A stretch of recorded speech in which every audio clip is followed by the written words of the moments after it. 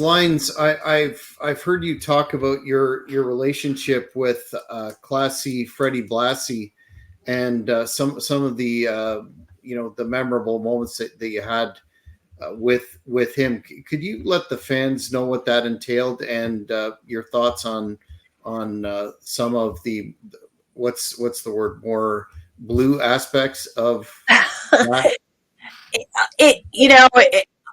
I'll say it clearly, and I don't mean any disrespect to his memory.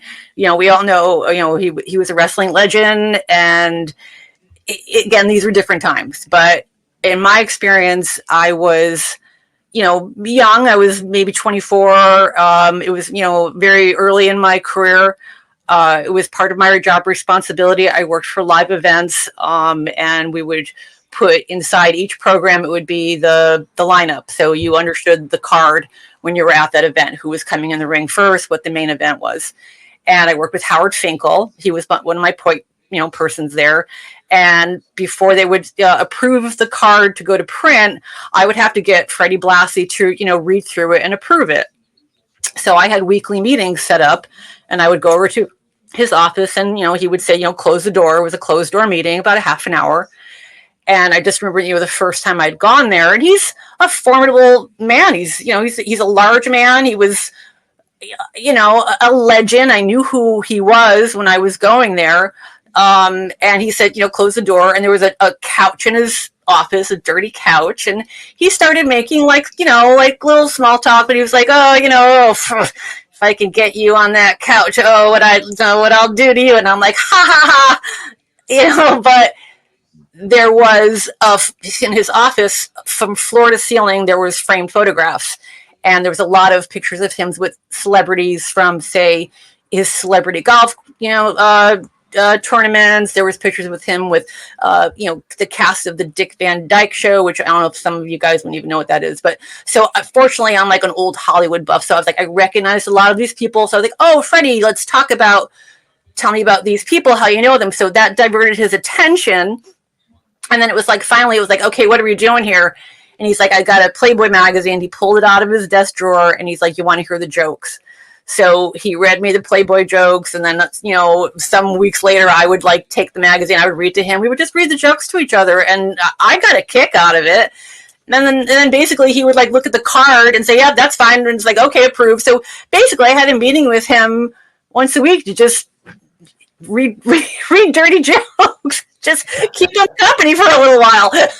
and honestly, I didn't mind. And after all these years, I just felt like it was just a kooky story that I would share. Like, oh yeah, he's a wrestling legend. And, he and I used to hang out in his office and read, dirty jokes out of Playboy. And then now when you sort of look back, it's like, it is kind of yucky. And it again, it was the 90s. No one would do that now. No one would have asked a young girl to do that now.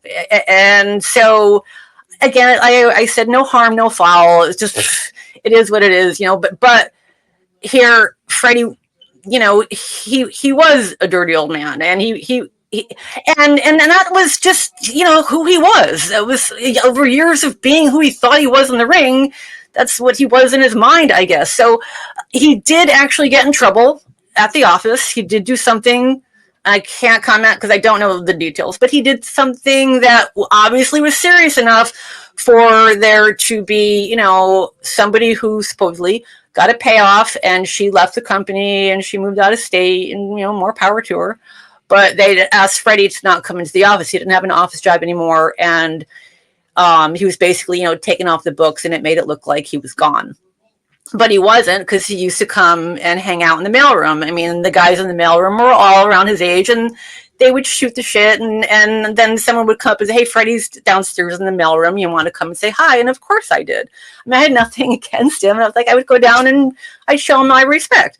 So over the years, Freddie, he did stay with the company. We, trot him out as Santa Claus. They would put Baird on him and put him in our cafeteria, and we'd have our company Christmas parties, and all the kids would get to sit on his lap, and some of the employees would sit on his lap, and I was no better, but it was, again, like, we all kind of knew Freddie was Freddie, and again, it's like it's having like a dirty uncle. It's like it's like just don't get too close. And it's unfortunate because again, I look back now and I think it's really disgusting. But at the time, I'm sure.